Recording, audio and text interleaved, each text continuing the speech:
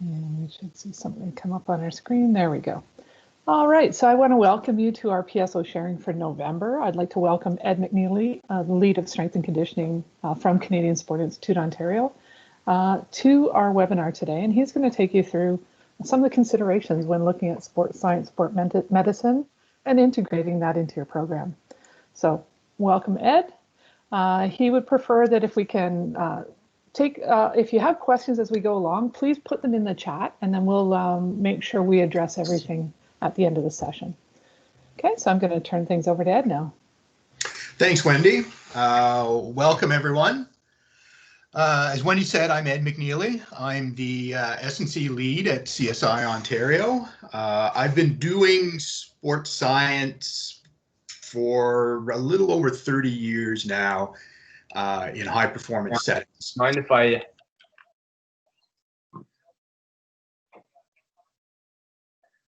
What was that? Somebody? Man, I'm pumped. Can you send me the link so that I can listen to it tomorrow on the drive?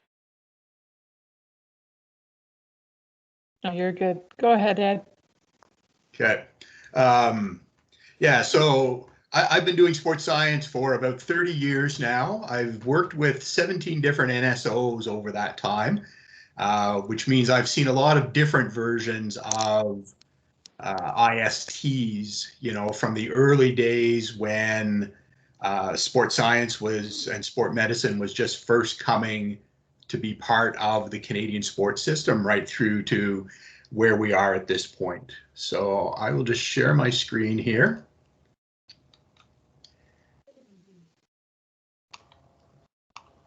And what I want to do is spend a lot of time just talking about things to be considered when you're putting together an IST. You know, ISTs have kind of become this ubiquitous thing in sport over the last decade or so, but a lot of work needs to go into setting this up in order for an IST to really be successful.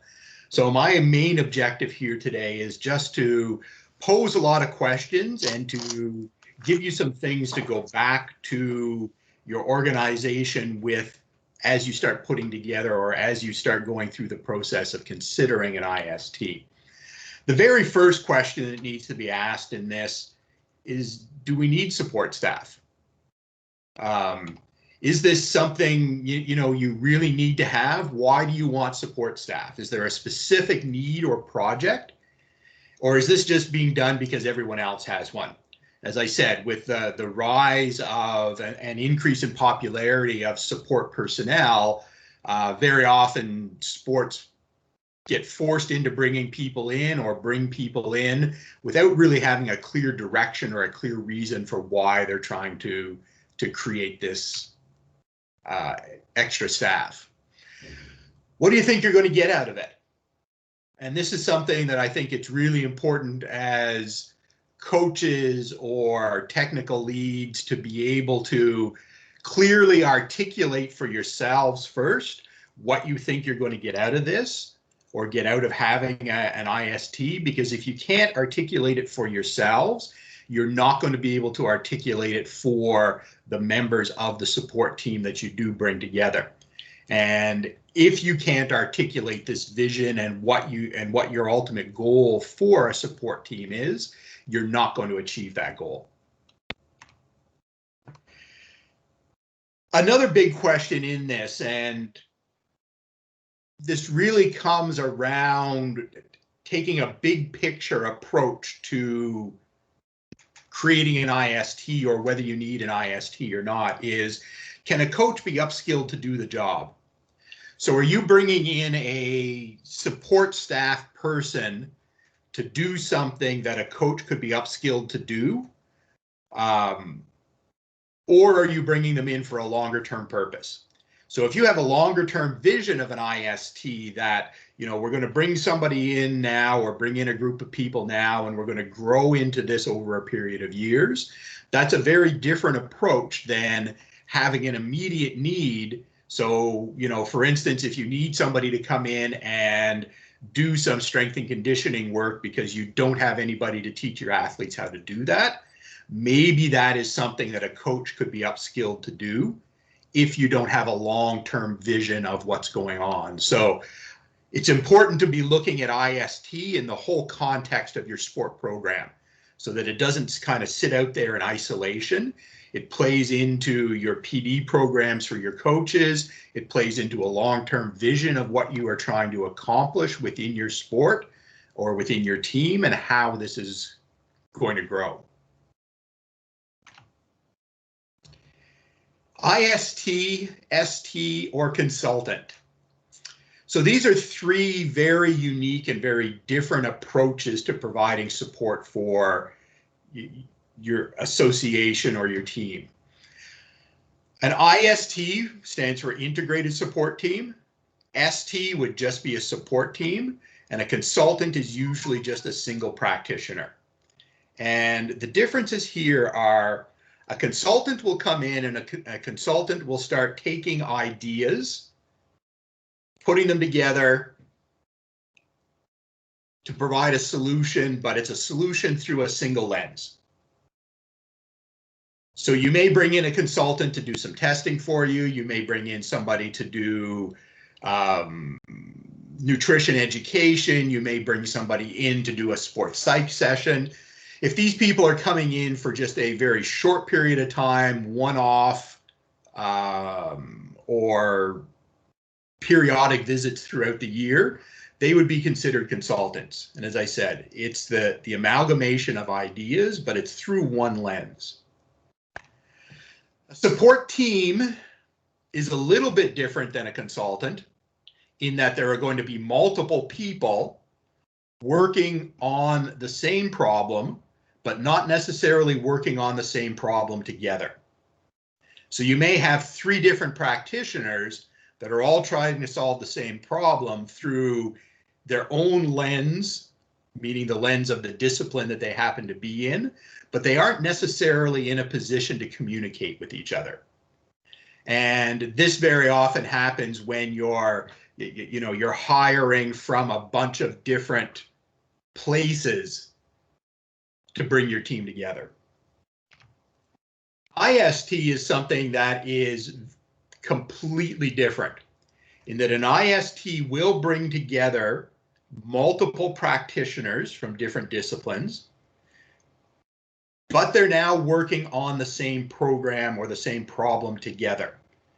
So they're taking different pieces of information through their own lenses and trying to see how it fits in with the information that is coming through the lens of the other practitioners. And in the end, what you have is you have a single solution that brings together the expertise and the combined knowledge of all of the people that are within that IST. So as opposed to the support team where you may have three solutions, this is one integrated solution that has taken everything into consideration. The big difference with an ST, a support team, and an IST is that in an IST, with this extra collaboration, it means there has to be time put aside for your practitioners to do that.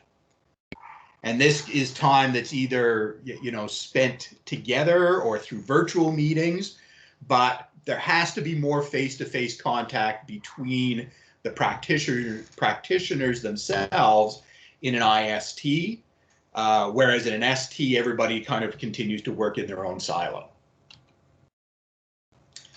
The next big question we ask is everyone on the same page? And what this means is your coach, your technical director or technical lead, parents, and other stakeholders, is everybody on the same page with the need of for having an IST, and what is that IST or support team going to be doing? You can really run into issues when this starts to break down. So for instance, if a technical director decides that they're going to go out and bring in an IST or a support team and the coach doesn't agree with this, your support team really becomes useless at that point. Goes the other way around as well. If a coach wants to bring people in, but the technical director doesn't agree with it, you run into issues around, are the funds actually going to be available to pay these people? The parents play a big role in this as well, in that as you get into a club setting, very often you will find parents that are hiring, a nutritionist, a sports psych person, an S&C person to work with their young athlete. And when an association goes to bring their own IST into play without considering what the parents have already done, you get a lot of clashes between these competing ISTs, because the parents have created a bit of an IST, the association has created a bit of an IST, and now who is the athlete going to listen to? I've seen a variety of scenarios where an association does start up an IST, the parents have something, or multiple parents have something, and the association says to the practitioner that they've put in place, okay, you're the head guy, you take care of dealing with all of these other people. But the problem in that sort of scenario becomes that even though you might be, the person might be, or the practitioner might be the head guy in the eyes of the association, they will never be the head guy in the eyes of the individuals that the parents have hired, because the parents are paying the bill. And so trying to wrangle these multiple practitioners becomes very challenging, and in the end usually does not work very effectively for creating a good integrated program from parents right on through to coach to technical director. So make sure everyone's on the same page. Does everybody want an IST? Does everybody understand how the IST is going to work? Otherwise, you end up wasting or can end up wasting a tremendous amount of money for services that are never actually going to be used by the end user, meaning the athletes themselves. How many practitioners do you need? If we break out all of the disciplines in sports science and sport medicine, we get to somewhere around 9 possible practitioners. And what this does is it really adds need for more management. The more people that you bring into an IST, the more the coach or technical director has to spend time managing these people. And so one of the considerations in putting together your IST or selecting your number of practitioners is, what is the management experience? Or what do I have in place to be able to manage a team of up to 9 more practitioners? So what is that coach and technical lead management experience? Is this something you want to invest in? Because this can become a significant amount of time. And if you've got a volunteer base of coaches, this becomes something more that you're adding onto their plate beside just the sport component itself. Are your practitioners going to save time, or are they going to add time to the coach's workload? I spend a lot of time talking to the practitioners that I work with about, one of the things we never want to do is to be adding to a coach's workload. So if we're asking for, questionnaires to be filled out and things like that, we want to make sure that the use of that information isn't adding to the work the coach already has to do. So as you go through and you complete your plan and you're trying to decide what it is the IST is going to do, if they're creating, data, what is going to be the coach's responsibility with that data? Do they have to go through it? If so, that adds more time. Are they going to have meetings individually with each member of this IST? Again, that adds, more time to a coach's workload as well. So ideally, you want to be picking practitioners that will save a coach time And you want to be picking practitioners that operate in an area that either legally or through lack of or through lack of training, the coach cannot operate in themselves. So, for instance, a coach cannot act as a medical doctor unless they are a medical doctor. A coach can't provide therapy services. So there are some disciplines where there is a legal requirement for a professional to be brought in to do that. But there are other areas where coaches can do some of those things. It just becomes the decision of, does having somebody else do it become more efficient, or does it ultimately add more time? And that brings up the idea of generalists and specialists. So if you can find somebody that can cover off multiple roles, in many ISTs, that actually becomes a better alternative to bringing in 9 different practitioners, or even 4 different practitioners. If you can find somebody that can provide, you know, strength and conditioning services, a little bit of physiology and testing work, as well as potentially doing some very basic, you know, nutrition talks or some very basic sports psych talks, then for many programs, that's actually a better alternative to having a big IST. You need to take a look at what level of program you're working with, what level of athletes you're working with, and what level of service they actually need. But in many cases, bringing in highly trained specialists to do something doesn't add a lot of benefit when you're dealing with, you know, developmental athletes who don't have a lot of experience and don't really need the level of service that these specialists can provide. So how do you go about choosing practitioners? Well, you want to make sure for whichever disciplines that you do decide you want to use, that they've got the appropriate professional credentials and education. They're in good standing with whatever their regulatory body is. They have experience in sports at the same level. And this works both going up and going down. So if you have somebody, you know, if you are dealing with athletes that are next gen, who are, you know, on the brink of moving into a senior national team program, qualifying for an Olympic Games, you don't necessarily want to be bringing in a professional or a service provider that's only ever worked with 10-year-olds. You're not going to get the level of service that is going to allow those higher end athletes to be able to take that next step up. It goes the other way as well. You may find somebody who has, you know, worked with multiple Olympians, you know, professional teams, is very highly regarded. They also may not be the best person to go down and work with, you know, development athletes that are 14 and 15 years old, because it is a different skill set.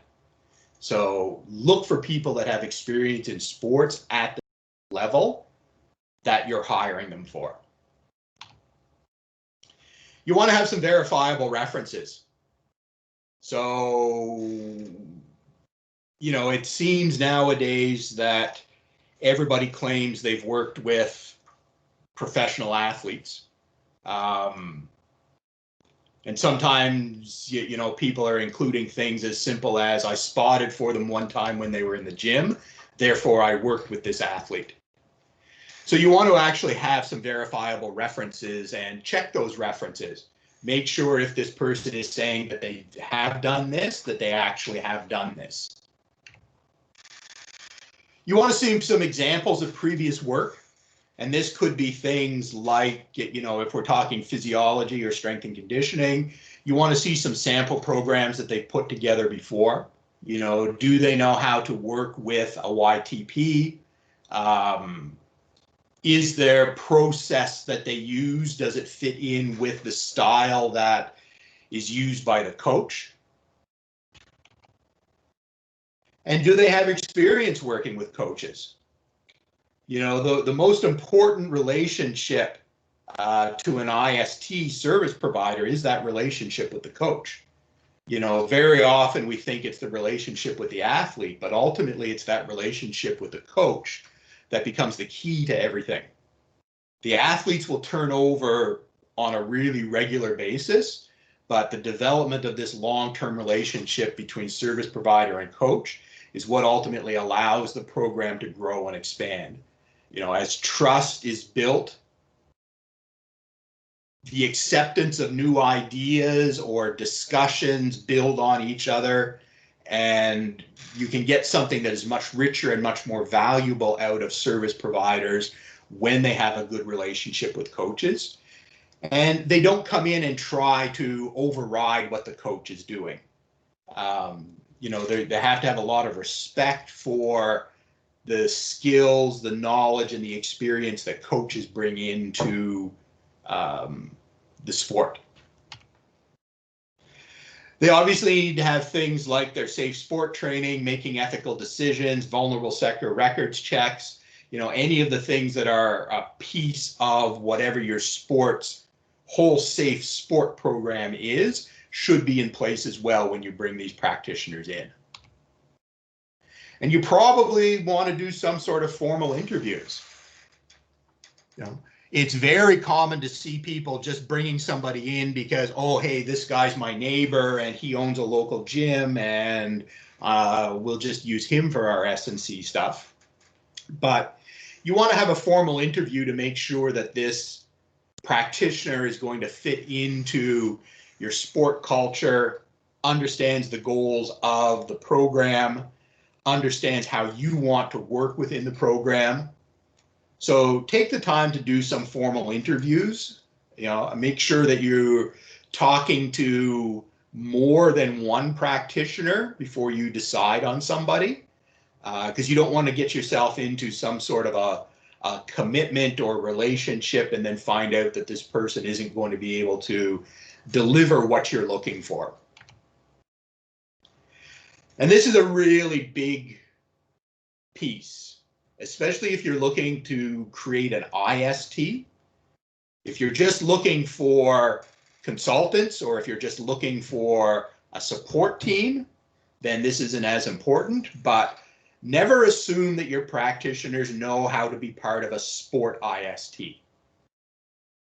Because working in this integrated fashion is not part of the training or curriculum for any sports science or sport medicine disciplines. Very often, you know, we throw coaches into assuming what an how to run an IST. We throw practitioners into ISTs without providing them actual training around how they do this integrated piece. So again, if you go to the level of an IST, if that's what you're looking for, make sure that you are finding people, and a part of that interview process is asking them about what it means to really be working in an integrated fashion as opposed to just working in a support team or in a multidisciplinary support team. Because again, those are two different items. Some of the things to be looking for if you are going to go down this process and start interviewing for IST members, some of the characteristics that you want to make sure that you're looking for. You want to find people that are going to clearly understand their roles and responsibilities. They have a respect for their scope of practice. And this is also really important in a support team as well. So whether it's an integrated support team or just a support team, this respect for scope of practice becomes a critical piece of how effectively this team will work. If you have somebody, because there are these carryover, these gray areas between disciplines where you know, physiology and strength and conditioning will overlap. Physiology and nutrition have some places where they overlap. Therapy and strength and conditioning have places where they overlap. And You want to make sure that the practitioners don't start increasing these overlapping roles, because you start to get mixed messages going out to athletes at that point in time. So a therapist making comments about a strength training program undermines what the strength and conditioning coach may be doing. At the same time, a strength and conditioning coach who is offering suggestions around return to play, rehab things, may be undermining what your therapist is trying to accomplish. So in an IST, those things can be hashed out and discussed as part of an IST meeting. But if you're just using a support team, you really want to make sure that each practitioner understands what their scope of practice is and what their roles and responsibilities are. If we're in a return to play situation, where does the therapist stop and where does the S&C coach start? And again, this ties into what I was just saying. You want them to have this respect for the knowledge and skill of their other team members. You want someone that's going to be self-reflective, meaning that they understand and can effectively communicate their own strengths, limitations, and skills. So having somebody in there saying, I really don't know how to do this, is better than having somebody that decides they're going to do it because they want to be helpful, but can't do it effectively. You want somebody that's going to place the needs of the sport, your team, and the IST ahead of their individual needs or desires as a practitioner. And this is actually something that over the years, we've seen as problematic, even at an NSO level, where there were a lot, historically, there had been a lot of practitioners that would parachute in. And they would parachute in for a camp, they would parachute in for a competition or something like that. And they come in, they provide some services, but they spend an awful lot of their time trying to advocate for, hey, come and see me after this camp and I'll help you out. Come to my clinic, whatever it happens to be. And they're more interested in actually taking photos with the athletes than they are servicing the athletes. You also want a good IST is going to ask questions and challenge each other. And you do it in a respectful way to reach a greater level of understanding. And you're not fighting just to confirm biases and try to get your own way. And even with the coach, in the really good ISTs that I've been involved with, this extends out to the coach as well, where there's no fear within the IST of being able to sit down with the coach and have a conversation where you may challenge some of the beliefs the coach has, or the coach will come back and challenge some of the beliefs or ideas that an IST has.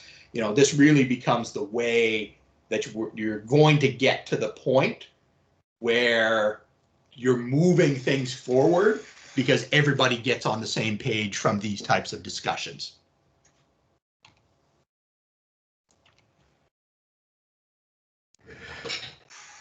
Good IST members are going to be able to communicate, and as I said, this respectful disagreement is a key to it. And they also need to understand the lines of communication and respect those lines of communication. In some cases, there may be practitioners that the coach isn't going to spend much time with. The coach doesn't need to spend very much time with them. You want to make sure everybody knows what these lines of communication are going to be. Otherwise, you get coaches that spend hours and hours a week talking to individual practitioners and wasting huge amounts of time back on this whole management piece, as opposed to really being able to get on with their job of coaching. So a framework for your IST. Start with defining the rules of engagement. So how are we going to work together? What are we going to do? set the roles and responsibilities. Where does somebody's role start? Where does somebody's role finish? What are you going to do? What aren't you going to do? Really good example of this roles and responsibilities is I spent a lot of years working with rowing. And for a long time, it was a decentralized program and it was mostly camp-based. But when they centralized and opened up sort of the full-time training center in London, when I came in and the therapist came in, one of the very first meetings we had was to sit down and say, okay, what are you going to do? What am I going to do? What time can you have? What time can I have?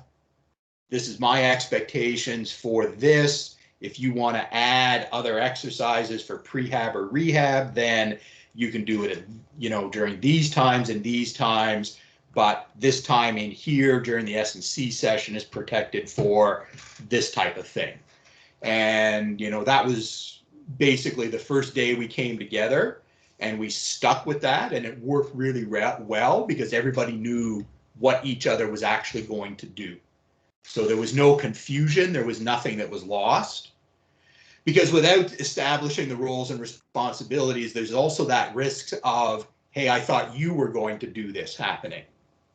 So it's not always just the overstepping, but without a good, clearly established, written out set of roles and responsibilities, you run the risk of things being missed as well. You need the team to build trust. Again, if you're bringing this together as an integrated team, they've got to build trust. There's got to be trust built with coaches and athletes as well. There needs to be this shared vision of how everybody's going to work together. And this really needs to be something that is created when everybody sits down together for the first time. So as the team comes together, this will usually be led by a coach or a technical director. But what is the vision of how we're going to work together? What's that going to look like? What's that going to sound like? What's that going to feel like if we're doing this effectively? Again, this idea of promoting disagreement while containing conflict, communicate, and then in the end, everybody should enjoy this process because there should be a lot of excitement that comes out of this. There should be the feeling of moving forward, making progress, achieving goals. So take the time to enjoy this as well. We've already talked about this, so I'm not going to dig into this too much anymore, but as I said, this really becomes a key part, is what is the deliverables? And on the deliverable side, it's thinking about what each team member is expected to deliver to the athlete, the coach, and the other team members as well. Because there are cases, and again, this is particularly true within an integrated support team, where one discipline may be collecting information that's of value to another discipline. It may not have a direct value out to the athlete or the coach, but it may have value to another discipline or another team member who then provides the service directly to an athlete or a coach. So for instance, a biomechanist may be doing some technical work that the coach is taking advantage of and the athlete is taking advantage of. But at the same time, they may be collecting some force data, they may be collecting some kinematic data that the S&C coach may find very valuable in to help them with designing their S&C program and determining whether their S&C program is actually moving people forward or not. So some of the work that an IST does, and again, emphasizing that difference between an ST and an IST, some of the work that an IST does will actually be to support each other so that they can do their jobs more effectively. Let's quickly talk about some of the really important roles of the coach or the technical director in this. You need to define the culture, vision, and values. So you want to make sure that the culture within your sport and the culture that is being emphasized and delivered by the support personnel is the culture that you want within your sport. Do you have a shared set of values? Do you have a shared vision? Do you have a shared culture? The approach that that professional is going to bring to your athletes needs to be similar to the approach that the coach is taking as well. You want to describe your KPIs. One of the big things, and we'll talk about shortly, is that within an IST, ultimately the goal should be to be improving these KPIs. You know, so if one of your KPIs is improving time of possession, you want to have a discussion with your IST about what these KPIs are and what makes up these KPIs and how they're, and start this discussion around how can each of the individual disciplines really contribute to that KPI. Clearly describe the expected outcomes and goals for the program. And this means describing what your program is all about.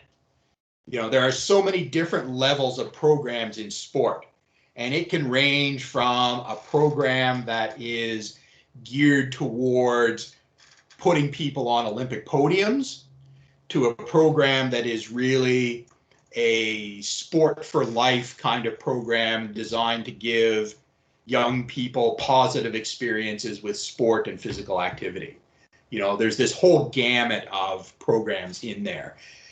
It's important to know, and important for the IST to know, what type of program they are involved with, so that they're not trying to deliver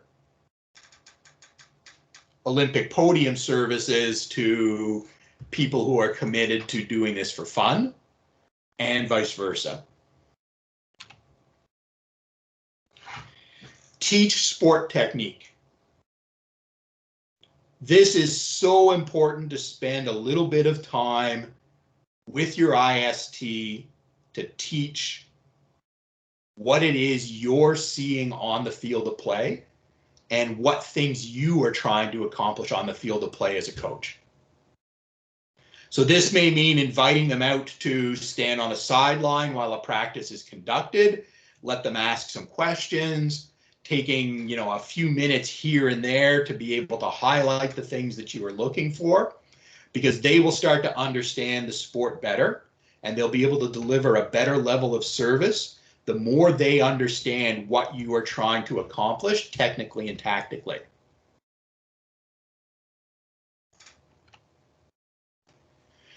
Provide a YTP.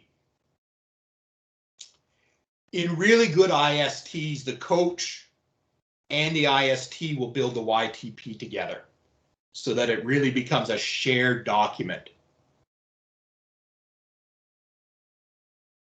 Every one of the disciplines can and should be contributing in some way to a YTP, even if that just becomes a conversation that the coach then turns and writes into the YTP.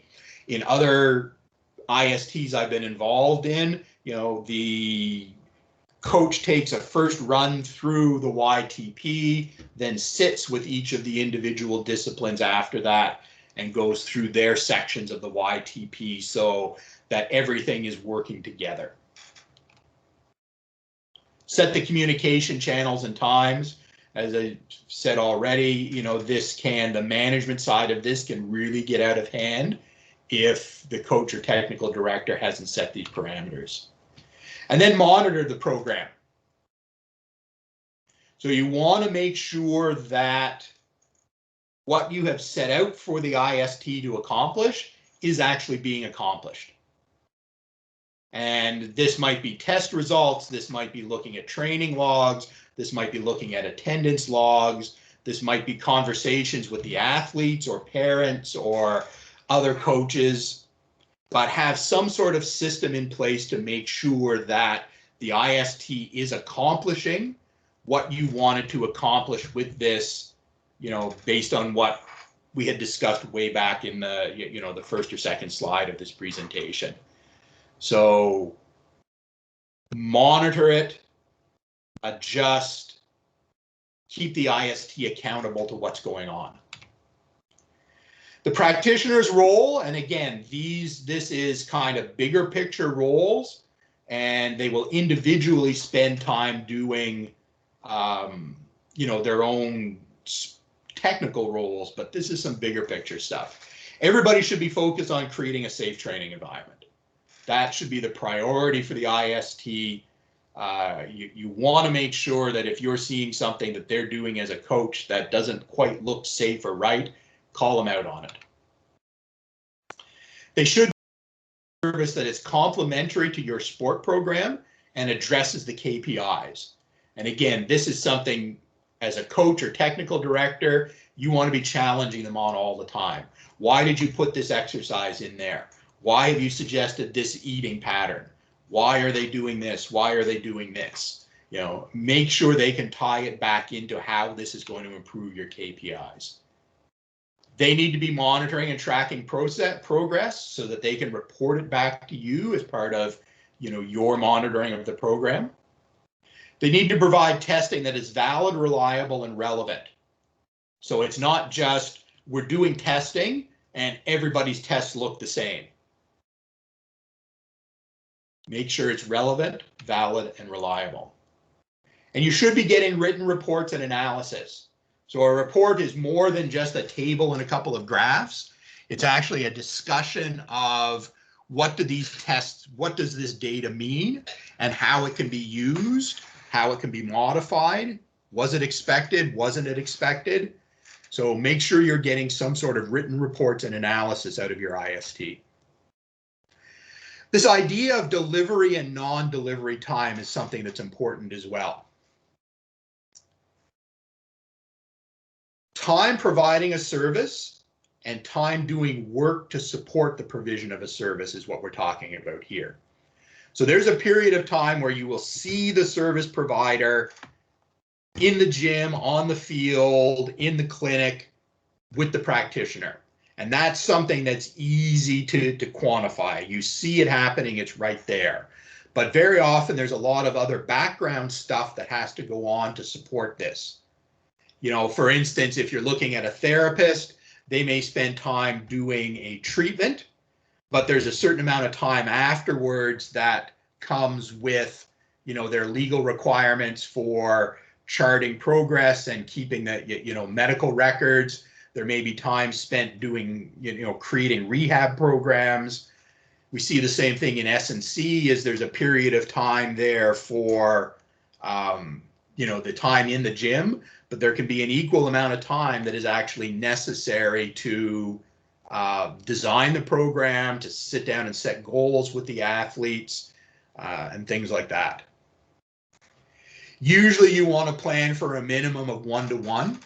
So for every hour of service, typically you will see an hour of work that has to go on behind the scenes to support that service. And the more you want from the practitioner, the more non-delivery time you're going to need. So if you want more detailed analysis of, daily monitoring questionnaires and things like that, that starts adding a lot of time in what would be considered this non-delivery bucket. And you can address this you need to address this during any salary or contract negotiations. So you want to make sure you're understanding that if you have a practitioner A who says, I'm going to do this for $50 an hour, does that $50 an hour just include the time providing the service? Or is that the time providing the service and the time behind the scenes included in that $50 an hour? Because there are points or there are times where hiring what looks like the least expensive person isn't always the least expensive person, because you start getting these bills for all of this other stuff that you didn't realize was not included in what you were purchasing. So make sure you're clear as to what you are getting when you have this discussions or when you start having salary or contract negotiations. And then this last really quick thing I want to talk about here before we open it up for questions. Are you bringing an IST or are you bringing support people to competitions? If you are, an invisible IST is the best IST, which means they shouldn't be trying to put themselves up front. It shouldn't become about them. And there are all kinds of instances, you know, even at Olympic Games and things where, you know, IST members start making themselves the center of attention, when what they really should be doing is sitting back, supporting the athletes, supporting the coaches, not trying to change things at that time. It's not the time for them to try to prove their worth. They should just be staying out of the way, being there when they're needed, not creating any drama. Don't bring up things that can't be fixed right away. I've seen scenarios where at World Championships we've had, you know, a practitioner come in and start talking to an athlete about how they need more core strength. Well, you're not going to fix that at the World Championships, so there's really no point in bringing those sorts of things up. So all of that managed to do was create some drama, you know, make the athlete feel uncomfortable, unprepared. So really, if you're going to bring IST to a competition, this becomes a second discussion of roles, responsibilities, and behaviors. And that is it as far as the presentation part. So let's go to any questions. All right. If you have any questions, please put them in the chat. Thank you, Jill.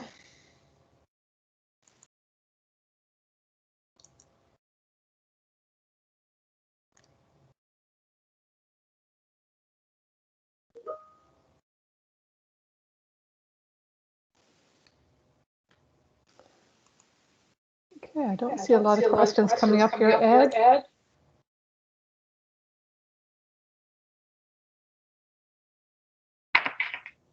Yeah, Josh is asking, how much of this is through your experience versus literature?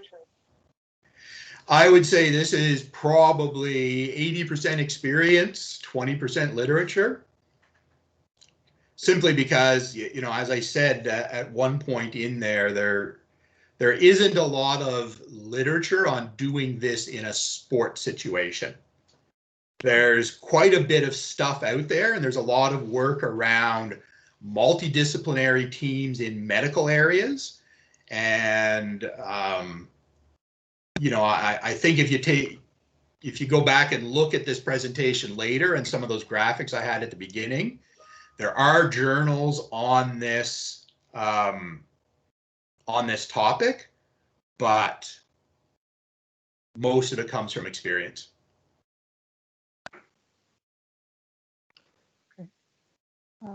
Thank you. I think Nader has a couple of questions, so he's going to open up his mic.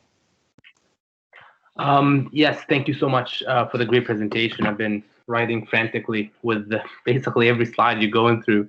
Really informative. I do have a question that you kind of touched on regarding centralized and decentralized sports. My question is, how do I, in a decentralized sport like fencing, how do I best manage and communicate with practitioners and other IST members based on your experience in the past? Sorry, that's a loaded question. Yeah. I would say, you know, the most effective way, let me say it this way. Some of it will depend on the practitioners and their comfort in communicating in different ways. For me, what I always found valuable was in the opportunities when we could all come together. And so this would be a lot of camp-based stuff. Mm-hmm. So for instance, years ago, I was working with, you know, cross-country skiing and biathlon, and we would do these, you know, on snow camps. And everybody would come together for a couple of weeks for this on snow camp, and we would have the IST people there, if for nothing else, just a meeting. But usually we would try to look at these camps as being these early snow camps as being a great opportunity to provide a lot of the IST services. Mm-hmm. And that would allow, when you come into a camp situation, if everybody's staying in the same hotel, everybody's together for meals, there's a lot of this opportunity for the relationship building, but also this opportunity to sit down and discuss Right. where are we going? What are we trying to do? Mm-hmm. Right. So on that note, so that would be IST members, people coming in together at, training camps, like you mentioned. What about when I'm facing a situation where, the athlete goes back to home because it's decentralized, right? They'll go back home to Edmonton and they have their, massage therapist or strength and conditioner, and you kind of touched on that, but how do I work, other than sending them a letter, which is, but how do I really communicate and work with them to help with the athlete? I'm having, do you know what I'm trying to ask? Yeah, I think so. And I think so. And a big chunk of that, in my experience, has been how things are structured. So, if the athlete is individually paying for this, or their parents are paying for these practitioners, right, it's very difficult to ever make that work effectively, because you have they have no requirement to report back to you.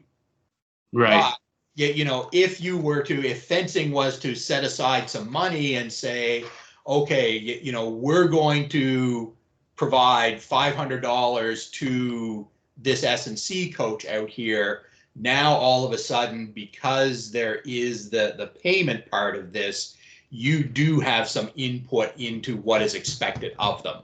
I see. So the roles and responsibilities that you were talking about. Exactly. It makes it easier if there is some sort of a reporting structure. Mm-hmm. And, in those cases, as I said, it's usually, if there's a little bit of a payment, you may not pay for everything, but if you're subsidizing that, then you have a lot more power in asking for something out of those IST people. Mm. Otherwise, they're putting in time that they're not getting paid for talking to you. Right. Okay. That makes sense. Sense. Okay. Thank you for that. And I appreciate it. Yeah. Great. Thank you. Cinda wanted to know, how would you first approach a group or team about creating an IST when there isn't anything in place, or where there may be support teams or contractors in place?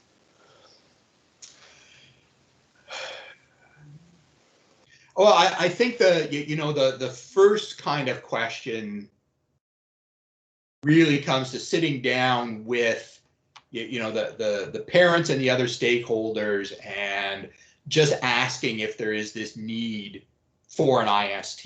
Being able to define what you want this IST to do.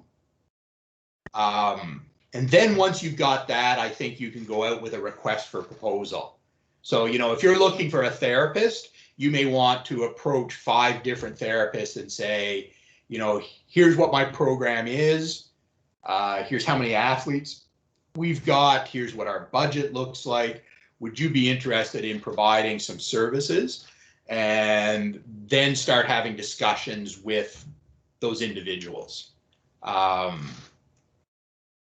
I think it really is, the first discussion is with the primary stakeholders to make sure that everybody's on board with needing an IST. Because again, if you come in with this just as a coach, start creating something, and then either your association or club isn't going to pay for it, or the parents aren't going to pay for it, you're not going to get very far with this. So start there first.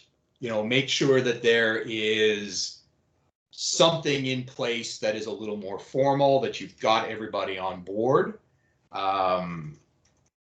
If there are already contractors in place, it may be something where you can say, hey, can you come out and help with this?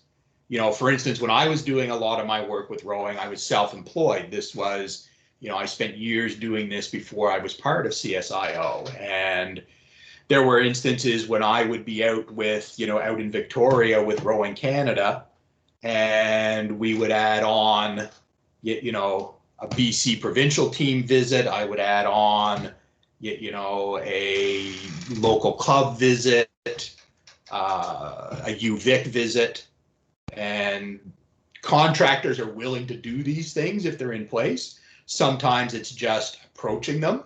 But when you do, as I said before, make sure you know why you want them on board, and what you expect to get out of that.